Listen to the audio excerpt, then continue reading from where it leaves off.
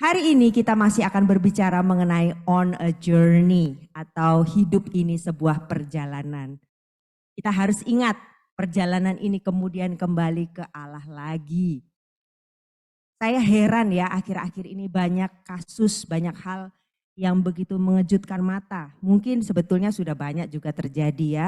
Tapi akhir-akhir ini sedang disorot bagaimana seorang polisi bisa membunuh rekannya. Saya rasa ya karena mereka hilaf, karena lupa bahwa hidup ini suatu saat nanti kita pasti kembali. Ini adalah hanya sebuah perjalanan. Di pepatah Jawa ada dikatakan, neng donyo iki wong ming mampir ngombe. Jadi di dunia ini kita tuh cuma numpang minum sebetulnya. Karena hidup ini begitu singkat. Di Ayub dikatakan manusia lahir dari perempuan. Singkat umurnya dan penuh kegelisahan. Setuju ya bahwa kita ini singkat umurnya. Seperti bunga ia berkembang lalu layu. Seperti bayang-bayang ia hilang lenyap dan tidak dapat bertahan. Saya cukup kaget, kemarin ada diberitakan beberapa waktu lalu ada orang tuh korupsi sampai 78 triliun. Indonesia saja umurnya masih 77 tahun. Korupsinya bisa sampai 78 triliun. Nah setelah dinyatakan tersangka, orang ini kemudian langsung sakit dan masuk ke ICU. Mungkin disitulah baru dia berpikir, oh iya ya lupa ya bahwa saya ini perjalanan saja ternyata. Jadi uang yang sekian triliun ini nggak saya bawa juga gitu. Jadi itulah ya hidup sebuah perjalanan kita harus terus ingat. Jangan pernah lupa. Dalam perjalanan rekan perjalanan kita siapa? Penting sekali. Ada satu orang ibu, dia beli tiket Argo Bromo, luxury. Wah ini baru nih. Jadi kereta ini baru, sangat luxurious, setiap orang duduknya terkompartemen gitu ya, ada bilik-biliknya. Setiap orang ada TV, pastinya AC, setiap orang punya, ya pokoknya punya privacy lah. Tapi dia ceritakan di situ ternyata earphone, ada TV ya, ada TV. Earphone itu harus bawa sendiri. Kalau nggak bawa, nggak disediakan karena menghindari penularan virus. Waduh, saya nggak bawa. Dan sialnya, celakanya, rekan perjalanannya dia nggak kenal, ini foto orang lain ya. Yang sebelahnya dia itu ngorok sepanjang perjalanan. Jadi perjalanan yang harusnya dia nikmati, harusnya dia enjoy, tiketnya juga mahal, aduh.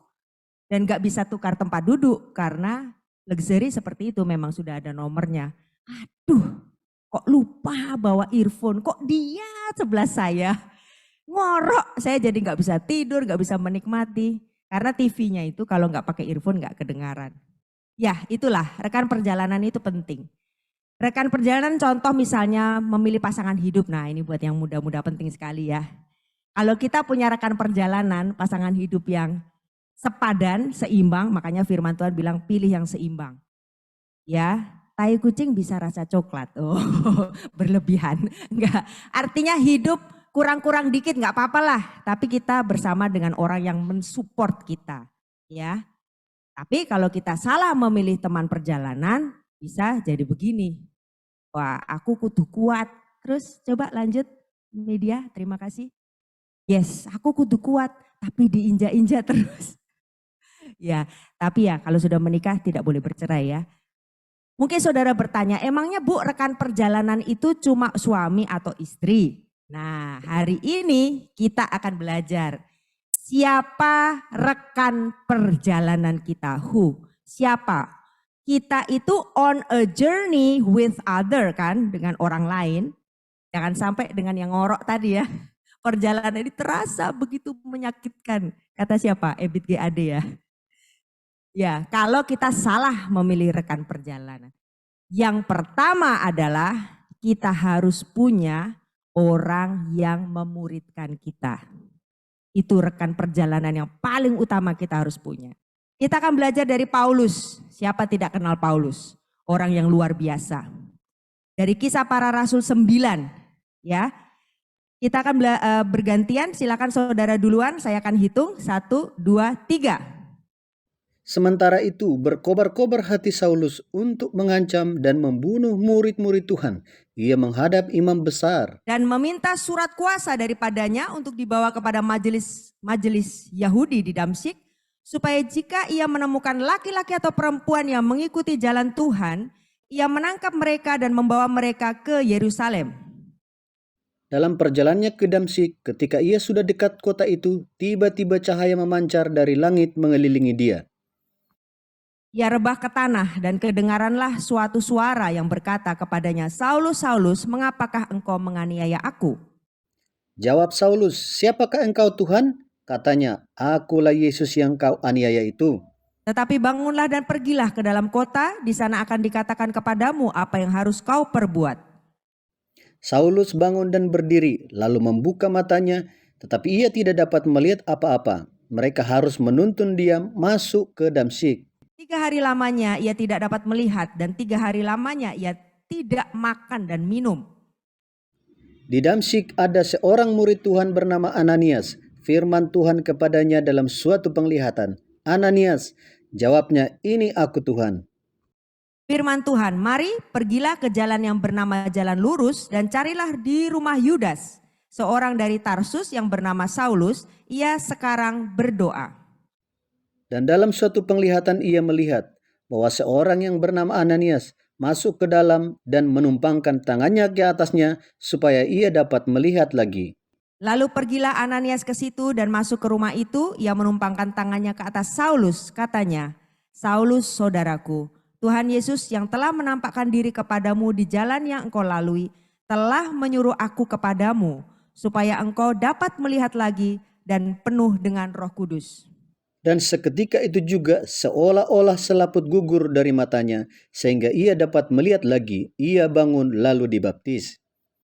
Wow, luar biasa ya. Ini kisah pertobatan Saulus yang super dramatis. Sebetulnya berbicara mengenai orang yang bertobatnya dramatis, itu bukan cuma Saulus saja ya. Banyak orang bisa bertobat dengan cara yang dramatis. Yang saya kenal ada satu teman kami, dia cerita langsung ini ya, dia lagi di karaoke, lagi lupa anak, lupa Tuhan, lupa keluarga, lupa segalanya, tiba-tiba di karaoke loh. Dia didatangi Tuhan Yesus. Yang langsung memeluk dia mengatakan, "Engkau anakku yang kukasih." Nangis dia pulang langsung bertobat. Luar biasa. Ada juga yang baru pertama kali datang gereja, dia dari kepercayaan lain, duduk, waktu pujian penyembahan tiba-tiba dia melihat ada salib yang besar datang. Kok lucu Bu, salib itu datang ke saya. Saya nggak kuat, akhirnya saya bertobat. Wih, itu juga luar biasa. Ada teman kami, teman saya sama Pak Roni, dia lagi semadi di depan batu, dia berdoa begini, "Tuhan, siapakah engkau sesungguhnya? Tunjukkanlah wajahmu." Langsung gempa bumi. Dan tiba-tiba dia melihat penglihatan, dia tahu, oh ini Yesus. Langsung bertobat. Itu semua kisah nyata loh. Temannya, saudara bisa tanya Pak Roni, nama-namanya ada tapi saya nggak buka di sini ya. Tapi yang paling dekat mungkin Bu Endang kali ya. Bu Endang lagi penantangan, ayo semua bertobat dan dibaptis. Dia angkat tangan, gak sadar dia merasa ada yang toel dari belakang. Maju, majulah dia. Dia pikir yang toel itu Pak Rudi. Akhirnya bertobat dibaptis, dia pulang. "Sampean yang toel saya?" "Enggak." Enggak ada yang toel. Ternyata itu tangan Tuhan yang toel dia. Wow. Jadi kisah pertobatan dramatis itu bukan cuma di Alkitab ya. Biasa terjadi. Tapi kalau saya, ini saya cerita aja ya. Kalau saya tidak dramatis. Saya biasa ada kakak kelas mendekati saya, membagikan kebenaran dan kemudian saya bertobat didoakan. Enggak terlalu sampai gempa bumi gitu, enggak ya. Tetapi walaupun Saulus ini kisah pertobatannya begitu dramatis, atau mungkin beberapa di saudaranya juga dramatis ya. Mungkin luar biasa melebihi saya. Satu kebenaran yang kita belajar, tetap Tuhan mengutus seorang manusia biasa untuk memuridkan dia. Tetap Tuhan mengutus Ananias, seorang manusia biasa untuk memuridkan Paulus. Paulus ini bukan orang sembarangan loh saudara. Saya pelajari ya karena saya juga kuliah. Paulus ini adalah warga negara Romawi. Dia lahir di Yunani, di kota Tarsus, dididik langsung oleh guru besar Gamaliel di Yerusalem, anggota kelompok pemuridan eksklusif namanya Sanhedrin, seorang Farisi yang dihormati. Memang wajar ya dia mengalami pertobatan dramatis. Siapa yang mau mendekati dia? Orangnya medeni begini. Dan bukan hanya itu, dia pemegang surat penangkapan, penganiayaan, legal, membunuh. Kalau dia menemukan orang yang di jalan Tuhan. Tapi orang yang kalau di strata Yahudi dia termasuk ningrat lah ya. Ningrat Yahudi pun Tuhan percayakan kepada Ananias. Catatan mengenai Ananias ini sedikit saja. Dikatakan dia orang saleh menurut hukum Taurat. Terkenal baik dari semua orang Yahudi yang ada di Damaskus. Jadi orang biasalah. Saya percaya kalau Saulus ini berpikir masalah siapa nih yang muridin saya? Siapa kamu muridin saya gitu. Saya tuh dimuridin Gamaliel loh, harus guru besar. Kalau dia berpikir seperti itu, dia tidak akan menjadi penulis sebagian besar perjanjian baru, Alkitab perjanjian baru. Tapi karena dia merendahkan hati. Karena ada Ananias yang diwahyukan Tuhan untuk memuridkan dia dan dia taat. Dia menjadi seperti Paulus yang kita kenal sampai hari ini. Hari-hari ini banyak tren, orang hanya mau dimuridkan oleh orang yang luar biasa. Woi, saya mau, enggak apa-apa Pak, walaupun online, walaupun jarak jauh, tapi dia pendeta luar biasa, saya mau sama dia. Niat seperti itu tidak salah. Tetapi orang yang memuridkan saudara, ini kebenarannya ya, dia harus mendapat wahyu dari Tuhan. Sama seperti Ananias. Jadi setiap kita, Tuhan sudah tentukan sebetulnya siapa yang memuridkan. Dan wahyu itu datang dari Tuhan. Jadi jangan anggap remeh. Kalau ada yang sering datang ke kos, sering bilang, ayo bantuan yuk, mau enggak kamu dibimbing? Sesederhana apapun orang itu, dia orang yang diwahyukan Tuhan untuk memuridkan saudara. Saya bukan sombong ya Bapak Ibu Saudara. Saya ini kan S1 Ci, lagi kuliah S2. Dan waktu datang ke Bali itu ya enggak jelek-jelek amat lah. Saya juga cum laude gitu ya. Gak usah tepuk tangan masa lalu. Tapi waktu saya masuk gereja, diserahkanlah saya dimuridkan oleh seorang ibu rumah tangga biasa. Tapi ketaatan itu penting, gak boleh lihat orang itu siapa. Saya taat. Dari beliau ini saya belajar banyak sekali. Walaupun dia bukan titel STS, TH, SPD. Saya belajar banyak, saya jadi seperti ini karena dia. Saya belajar cara menabur, saya belajar berbesar hati, saya belajar melayani suami, saya belajar merendahkan hati, saya belajar taat, saya belajar disiplin, bahkan pakai baju pun dia yang ngajarin. Coba bayangkan dulu saya lulusan sekolah teknik, saya boleh tanya Pak Roni atau Pak Awe masih ingat kali ya. Saya itu kemana-mana pakai celana lusuh, celana proyek dan bolong-bolong. Celana panjang sobek-sobek itu. Sampai ibu ini dengan lembut hati dia ngajarin jangan begitu. Orang mau kamu injilin siapa yang mau terima, kamu seperti itu. Oh gitu ya Bu ya, iya. Dandanlah, kamu kan wanita. Saya diajarin jadi feminim, saya diajarin pakai lipstik, bayangkan ya. Itulah pemuritan. Gak pandang orang itu siapa, gak pandang titelnya bagaimana. Mungkin dia di bawah saudara, mungkin dia tidak sekolah. Tapi kalau orang itu ditentukan untuk memuridkan kita, taat saja. Boleh katakan sebelah kiri kanan saudara, taat saja. Ya, rekan seperjalanan itu penting. Tadi baru satu ya. Jadi ini masih rekan seperjalanan ya. Jadi kita harus punya orang yang memuridkan kita. Yang kedua, kita perlu rekan yang meneguhkan kita. Betul kita punya pemimpin, tapi kita juga harus punya sahabat yang seiman, yang meneguhkan kita. Mari kita baca, saudara, duluan nanti saya lanjutkan. Kisah para Rasul 9 ayat 26, 1, 2, 3. Setibanya di Yerusalem, Saulus mencoba menggabungkan diri kepada murid-murid, tetapi semuanya takut kepadanya karena mereka tidak dapat percaya bahwa ia juga seorang murid. Tetapi Barnabas menerima dia dan membawanya kepada rasul-rasul dan menceritakan kepada mereka bagaimana Saulus melihat Tuhan di tengah jalan dan bahwa Tuhan berbicara dengan dia, bagaimana keberaniannya mengajar di Damsyik dalam nama Yesus. Bapak Ibu Saudara, kita perlu sahabat yang meneguhkan kita. Bukan hanya pemimpin saja, tapi kita perlu rekan seiman. Mungkin dia bukan pemimpin kita, tapi sahabat yang bisa berbicara apa adanya dan menuntun kita pada kebenaran. Hati-hati juga kalau saudara punya sahabat tidak sepaham dengan firman Tuhan. Pemimpin bilang jangan dulu pacaran baru tingkat 1. Sahabat bilang udah pacaran aja mumpung ada yang mau, nanti kamu gak laku. Hati-hati juga kita punya sahabat. Pilihlah sahabat yang sepakat dengan firman. Pilihlah sahabat yang meneguhkan saudara. Saulus, ini ya masih Saulus. Bisa dibayangkan gak ya jadi Saulus? Penuduhannya besar sekali. Betul dia ditolak jemaat awal ya. Tapi coba saudara jadi Saulus lah. Sudah dicap pembunuh, penganiaya jemaat, bukan orang percaya. Sebelum jemaat menolak dia, dia sendiri sudah tertolak, pasti. Ya kan? Dia sendiri pasti merasa gak layak lah. Bahkan sering kok di dalam tulisannya itu saudara bisa baca surat kepada Timotius lah ya, surat kepada yang lain. Aku manusia paling berdosa. Sering dia katakan begitu. Berarti dia sadar dia itu tidak layak. Tapi kita mengucap syukur dia punya sahabat Barnabas. Yang meneguhkan, it's okay, ayo saya yang jelasin kepada jemaat. Jangan berhenti, maju terus.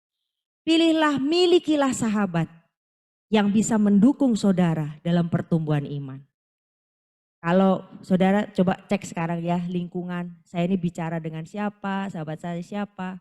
Kalau saudara dalam pergumulan, betul saudara tanya pemimpin rohani. Tapi pasti habis itu sharing sama sahabat kan. Nah sahabat bilang apa? Kalau sahabatnya bertentangan dengan firman, saudara perlu hati-hati. Kayaknya aku perlu ganti sahabat ini. Atau kalau saudara sudah punya sahabat dalam Tuhan, saudara perlu dengar dia. Karena sahabat di dalam Tuhan itu meneguhkan kita. Mari katakan sama saya, rekan seperjalanan itu penting. Ya, tadi sudah ya, kita harus punya pemimpin rohani. Yang kedua, kita harus punya sahabat yang meneguhkan kita. Yang ketiga, kita perlu ada dalam komunitas yang membangun iman kita. Kisah Para Rasul 9, mari kita bergantian. Silahkan Bapak Ibu Saudara, 1, 2, 3. Dan Saulus tetap bersama-sama dengan mereka di Yerusalem dan dengan keberanian mengajar dalam nama Tuhan. Ia juga berbicara dan bersoal jawab dengan orang-orang Yahudi yang berbahasa Yunani. Tetapi mereka itu berusaha membunuh dia. Akan tetapi setelah hal itu diketahui oleh saudara-saudara anggota jemaat, mereka membawa dia ke Kaisarea dan dari situ membantu dia ke Tarsus. Selama beberapa waktu jemaat di seluruh Yudea, Galilea dan Samaria berada dalam keadaan damai. Jemaat itu dibangun dan hidup dalam takut akan Tuhan. Jumlahnya makin bertambah besar oleh pertolongan dan penghiburan Roh Kudus. Kita perlu komunitas dan rekan seiman bersama-sama kita. Paulus setelah bertobat, setelah dibaptis, hidupnya bukan makin mudah. Tadi sudah berapa kali tadi kita baca ya, orang-orang berusaha membunuh dia. Baru aja kita baca satu pasal sudah berapa kali dia mau dibunuh. Di dalam pergumulan yang berat, mengucap syukur Paulus ada dalam komunitas yang membangun imannya. Sehingga dia tetap lurus dalam jalannya Tuhan. Bapak Ibu Saudara, memang tidak salah ya, tidak salah. Punya komunitas, punya orang-orang yang di luar gereja, tidak salah. Ikut klub sepak bola, ikut klub voli, bersama-sama mungkin kita bisa stumble guys ya, ada grup stumble guys, ada grup gamers. Enggak apa-apa, tapi hidup harus seimbang. Katakan bersama saya seimbang. Ya, harus ada juga saudara tergabung dalam komunitas yang membangun iman. Betul kita perlu bermasyarakat, betul kita perlu bergandengan tangan juga dengan orang lain. Tapi saudara harus tergabung dalam komunitas yang membangun iman. Rekan-rekan net group, kita mengucap syukur ya ada net group di gereja ini. Ada untuk bersama-sama kita. Kenapa? Karena hidup itu nggak mulus kok. Selalu ada hal-hal yang perlu, ayo dukung doa yuk. Saya lagi cari, saya harus pindah ini kemana ini, dukung doa. Ayo dukung doa yuk supaya anak kami lulus UMPTN misalnya. Ayo dukung doa yuk, saya lagi cari jodoh. Nah, saudara perlu komunitas yang mendukung iman karena ayat tadi mengatakan ketika ada dalam komunitas yang hidup takut akan Tuhan, ayat 31 boleh kembali sedikit. Dalam takut akan Tuhan, itu oleh ada pertolongan Roh Kudus di situ, sehingga ada kesaksian, ada mujizat Tuhan akan dinyatakan. Dari mana saya tahu ada mujizat Tuhan? Karena dikatakan jumlahnya makin bertambah besar. Orang kalau melihat hidup kita berubah, mujizat Tuhan dinyatakan dalam hidup kita, pasti mereka tertarik untuk ikut.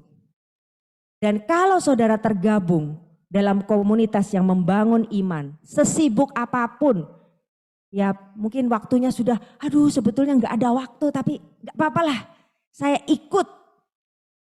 Akan ada mujizat Tuhan dinyatakan di situ. Yohanes 13 ayat 34 sampai 35 berkata demikian. Ini Yesus yang ngomong ya. Aku memberikan, lanjut kakak. Aku memberikan perintah baru kepada kamu. Yaitu supaya kamu saling mengasihi, sama seperti aku telah mengasihi kamu, demikian pula kamu harus saling mengasihi. Dengan demikian semua orang tahu bahwa kamu adalah murid-muridku, jikalau kamu saling mengasihi. Kalau kita tergabung dalam komunitas yang membangun iman, akan ada kesaksian di situ. Akan ada orang bisa melihat kemuliaan Tuhan di situ. Seberat, saya sudah sering sekali mendengar kesaksian. Berat loh Bu masalah saya. Baru minggu kemarin, Bu cincin emas hilang. Kok bisa ya satu dompet itu hilang. Tapi karena orang ini tergabung dalam komunitas orang-orang percaya, mujizat Tuhan dinyatakan. Dan gak tahu bagaimana tiba-tiba dompet, cincin utuh ketemu, boleh beri kemuliaan buat Tuhan. Wah. Bapak Ibu Saudara, mujizat Tuhan akan dinyatakan. Walaupun bukan net group itu yang nolong gitu ya. Bukan net group itu yang oke, kita yang cari dompetnya. Tapi ada kuasa mujizat Tuhan akan dinyatakan. Amin. Jadi kesimpulan, rekan perjalanan ada 3. Ya dalam net group ya, kita harus tergabung. Coba ngomong kiri kanan. Kamu harus tergabung dalam net group. Ya, harus ada orang yang bersama-sama mendoakan kita. Harus ada orang yang bersama-sama di dalam satu roh supaya ada mujizat yang terjadi. Ada 3, kita perlu apa tadi? Orang yang memuridkan kita.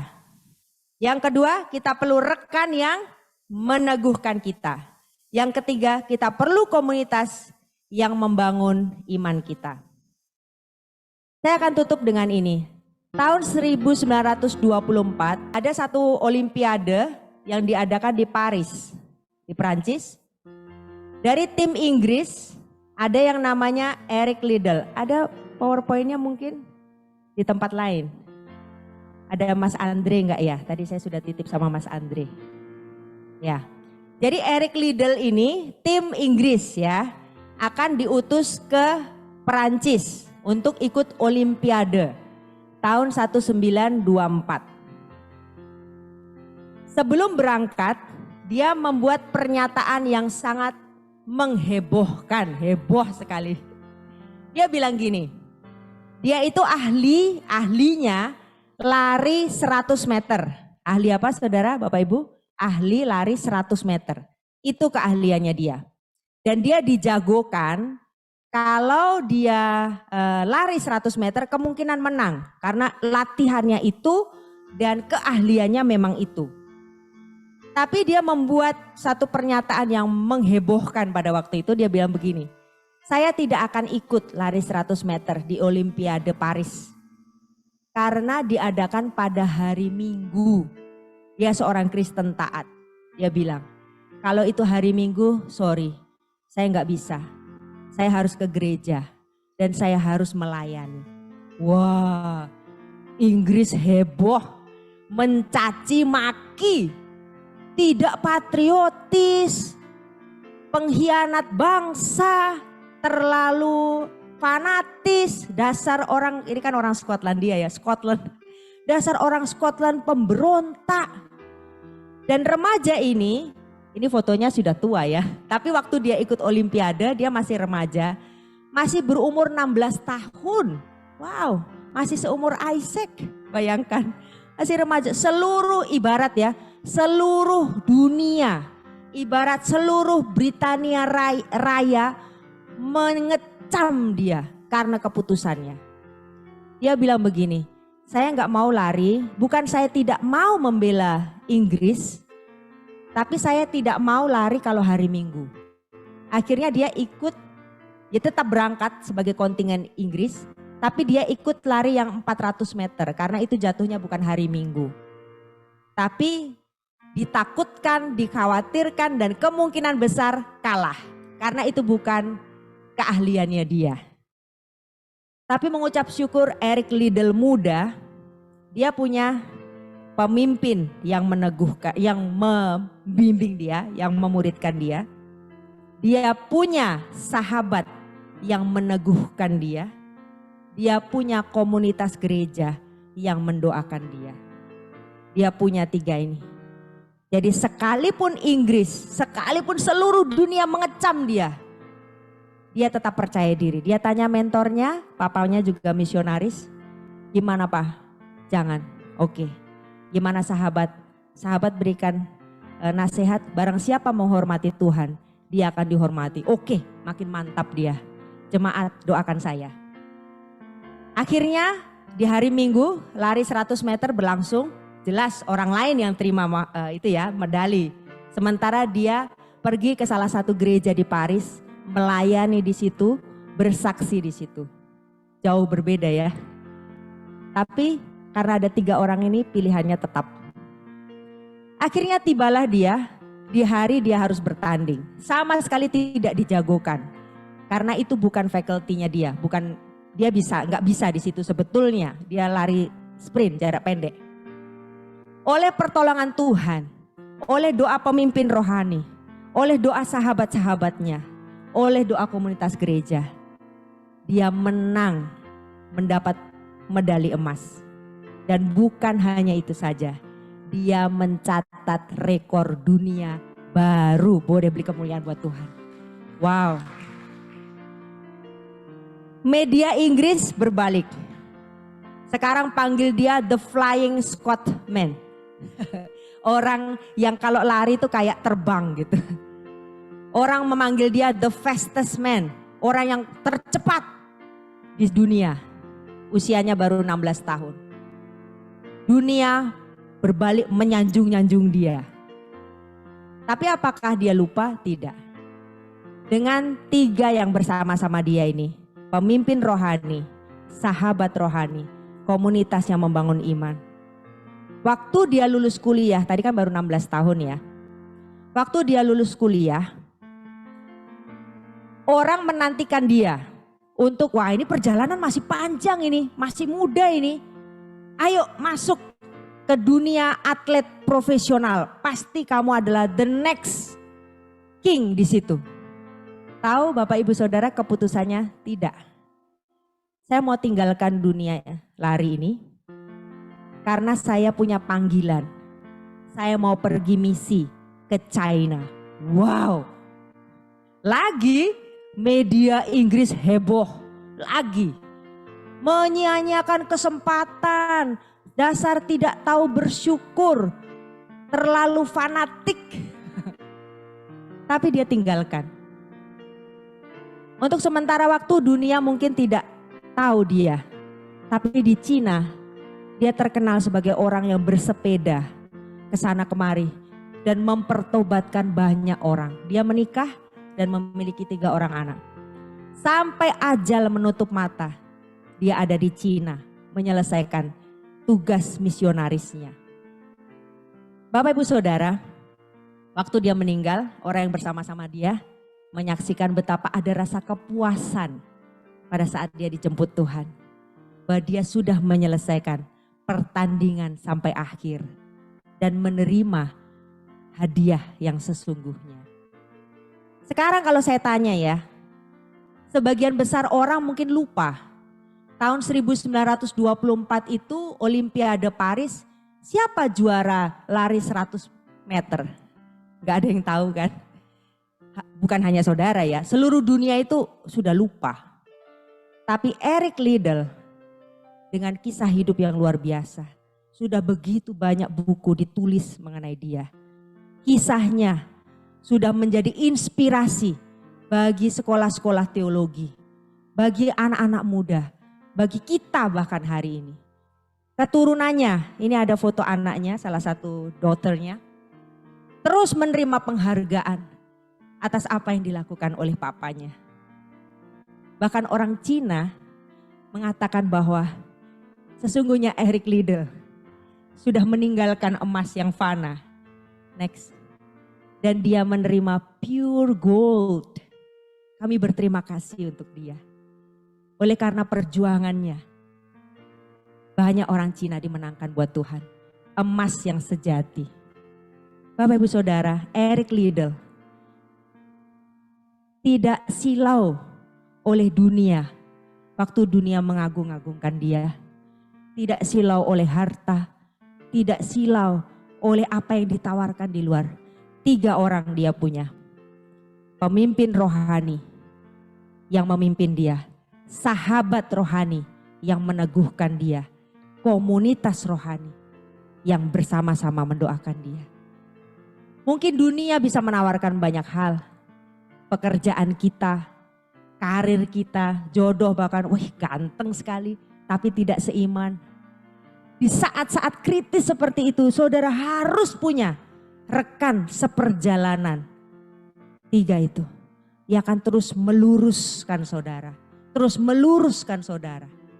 Karena hidup ini hanyalah sebuah perjalanan. Kalau saya boleh bertanya, yang mana yang lebih puas? Orang yang menerima emas, medali emas saja, atau orang yang menerima mahkota kemuliaan dari Tuhan di akhir perjalanan? Saya yakin saudara bisa putuskan.